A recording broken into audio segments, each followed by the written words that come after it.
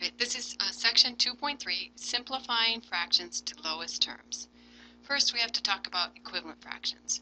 Equivalent fractions are fractions that represent the same portion of a whole unit.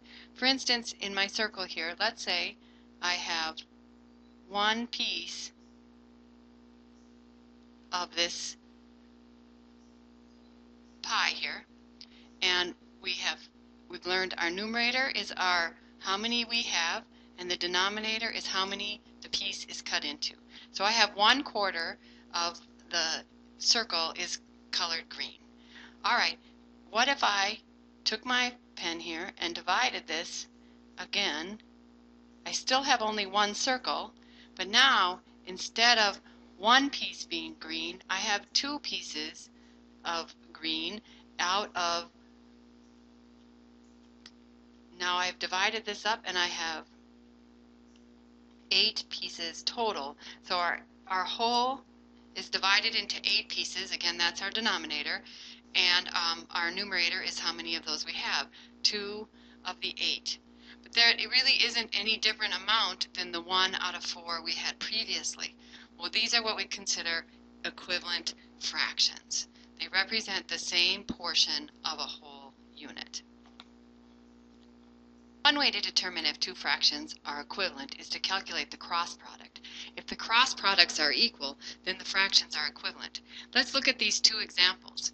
We have 5/3, and we're wondering if that's equal to 6/4. Are those two equivalent? And what about 6 51st? Is that equivalent to 2/17? Well, let's find out. So we take 5/3, and we are trying to see if it's equal to 6/4. Alright, the cross product means we take this numerator multiplied by that denominator. 5 times 4, well, that's 20. And then we take the opposite here and we multiply this denominator by that numerator, and we see, are those two equal? Well, 3 times 6, that's 18.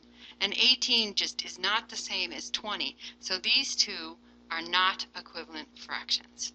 Alright, let's try it again with 6/51. Let's see if that is equivalent to 2/17. Alright, so same thing. We take 6 and we multiply it by 17. That's 6 times 7 is 42. We put on the 4. 6 times 1 is 6 plus 4 is 102. And then we see, is that the same as 51 multiplied by 2? Well, in fact, it is. That's also 102. So this, in fact, is equivalent, and we can say this is yes. These are equivalent. This one is no. 6/51, 6 out of 51 is the same as 2 out of 17. Simplifying fractions to lowest terms, we find common factors in the numerator and the denominator.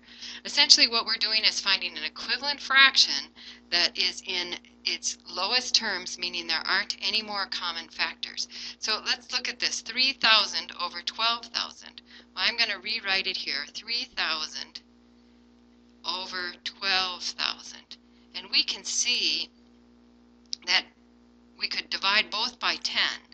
And both by 10 again, and both by 10. Essentially, both of these numbers we can rewrite as 3 times 1,000 and 12 multiplied by 1,000.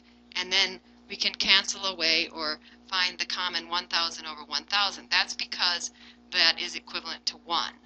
Alright, so we still have 3 over 12.